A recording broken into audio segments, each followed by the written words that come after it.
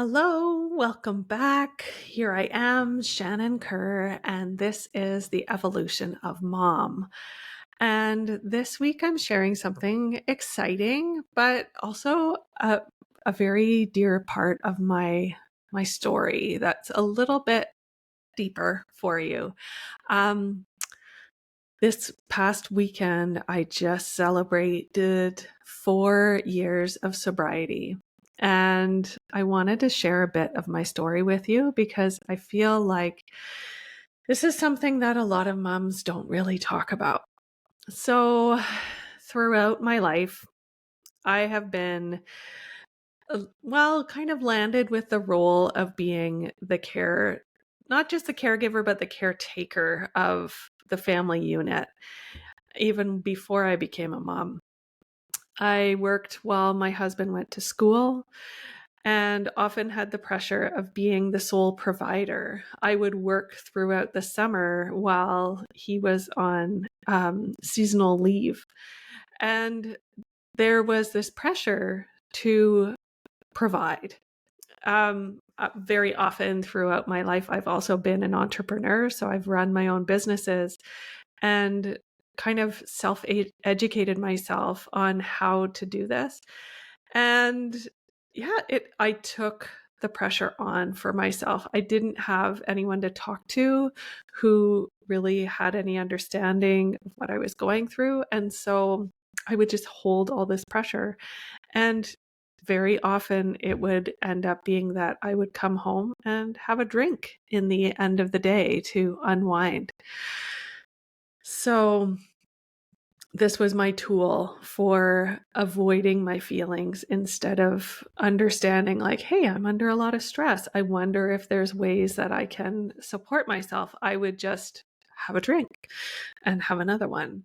And when I became a mom, this habit continued. And not during the day when my baby was awake, but at night, like, okay, I need to unwind. I need that release. And whenever I felt overwhelmed by emotions, which happened a lot, especially because I experienced postpartum depression, it ended up being that I would use alcohol to avoid my feelings. And it felt easier for me just to be buzzed than to acknowledge the stress and the worry that sat in my head. Finally, this situation came to a point where I realized I was tired of it. There wasn't this big, downward spiral. It was just noticing that I was going through the same routine day after day, week after week of like, okay, this week I'm going to allow myself this much, or I'm not going to drink on Monday and Tuesday, Wednesday, but then I can have, there were all these rules that I was constantly putting on myself and still not feeling like I could manage life without alcohol. There was this dependence on it.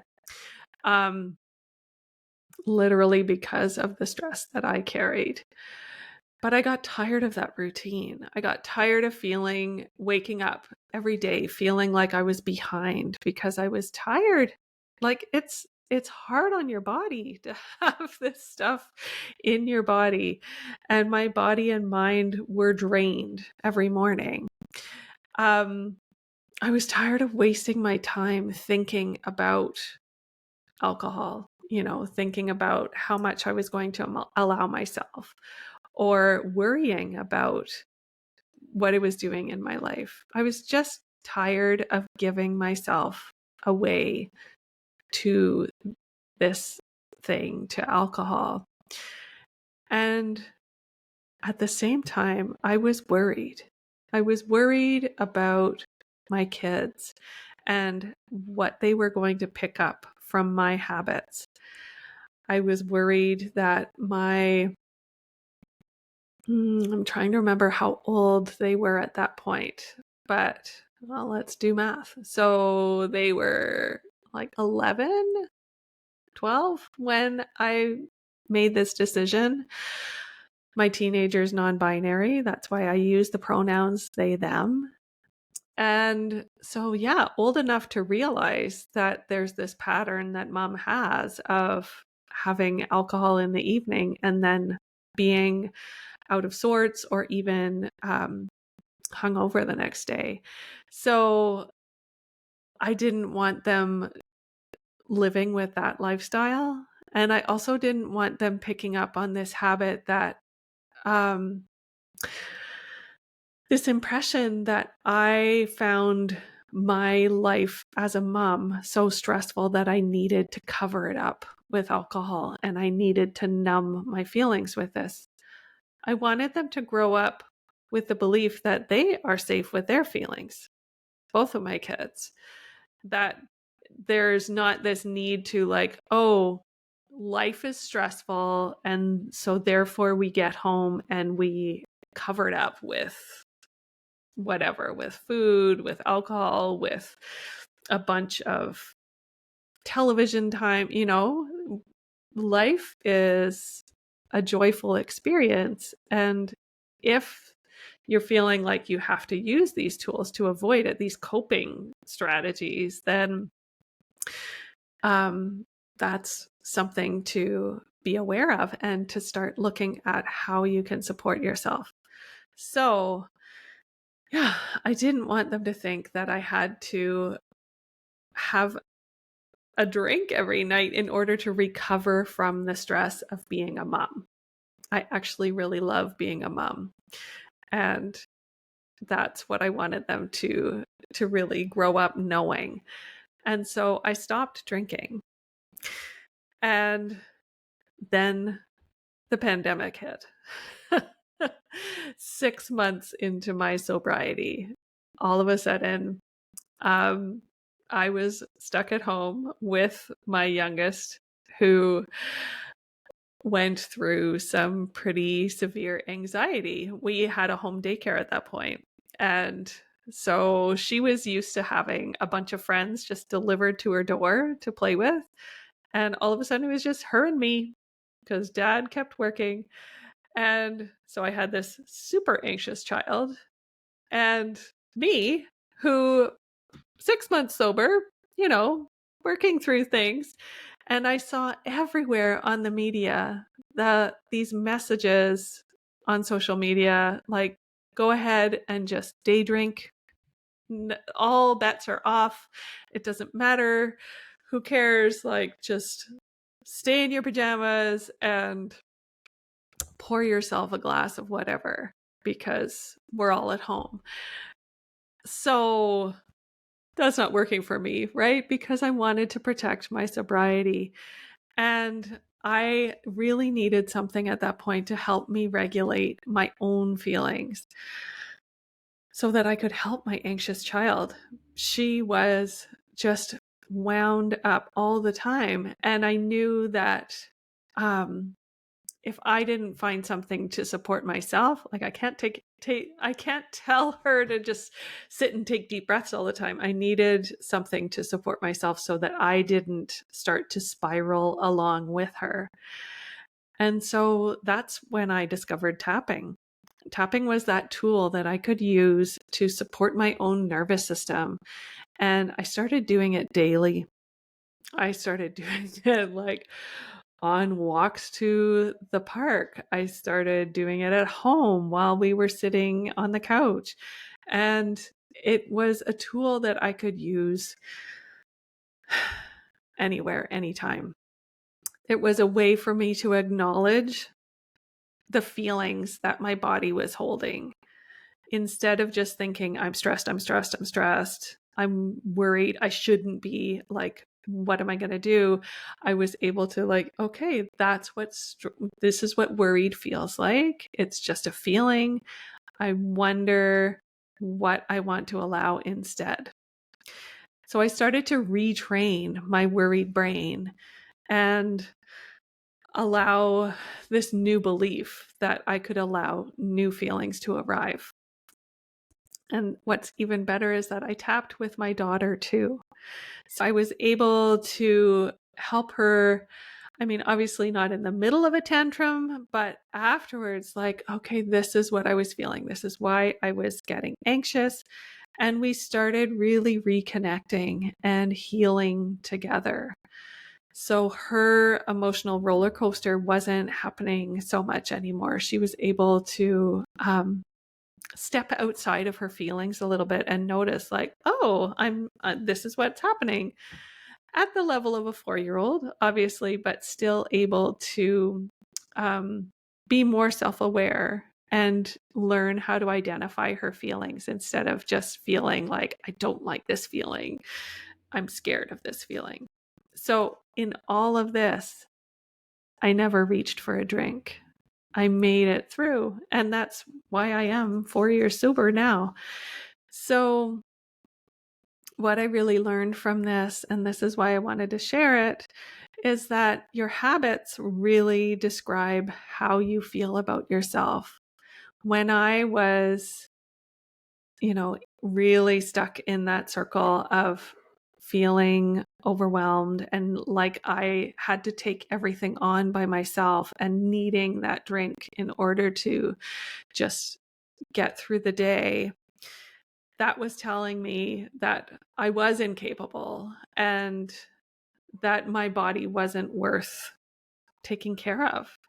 So if you notice that your habits are all about avoiding and numbing your emotions, it's a sign that you need some support.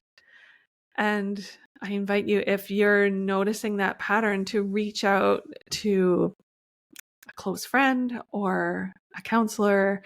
You can message me if you need support. But emotional regulation is only going to happen when you're willing to feel all the feelings. If you're always numbing, it also means you're never going to feel the highs, right? You're just going to be constantly trying to cover all the big feelings up. And we need to allow the hard ones, those hard feelings, to come in so that we're ready to feel the fun ones too, if that makes sense. You may have this thought or belief that it's too hard to change. Whatever that habit is that you're using, that you're like, I'm I want to change this habit, but I don't know if I can, because this pattern has been a part of your life for so long. Whether it is drinking or mindlessly snacking or coming home and just having the TV on and tuning the people out who are around you in your daily life, whether that's on your phone or, whatever your coping skills are that maybe aren't helping you to experience all of your emotions and experience your life in a fully connected way. There's an old belief that's behind that. And so I wanted to do a little tapping with you today to help just break through this old belief that we're carrying, because I know what it's like. So I invite you to just take a breath in through the nose and out through the mouth. And wherever you are, preferably not driving if you're listening to this later, but just feel grounded, feel yourself in your seat. Notice where you are in this space, because your brain is probably kind of running through some judgmental thoughts right now. So whatever's coming up, just let your brain know you'll deal with that later. Right now is some time to support this worried part of yourself. And so we're going to start by tapping on the side of the hand and repeating after me. Even though it feels easier to avoid my feelings by keeping this habit, I still love and accept myself. Even though part of me thinks it would be too hard to break this habit, I acknowledge that I feel this way. and I am open to letting it go. Even though this habit has been a part of my life for so long, and I'm worried that changing it would be too hard. I am practicing a new focus, and I want to love and accept all parts of me. Okay, moving on to the top of the head. This habit that I have, eyebrow point, it feels easier to keep it than to try changing it. Side of the eye, because I've been doing it so long. Under the eyes, part of me is ready to let it go. Under the nose, because I don't like the way it feels. Under the mouth, but part of me is scared to be uncomfortable. Collarbone point, what if it's too hard? Under the arms, I acknowledge that protective part of me. Under the chest, who doesn't want me to feel scared or ashamed? Wrists together, I am showering her with love and compassion. Top of the head, how would it feel in my body to let this habit go?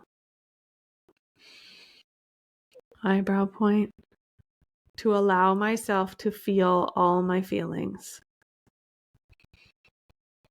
Side of the eye, knowing that I am safe here. Under the eyes, I'm open to trying something new. Under the nose, I recognize that these habits were built to protect me.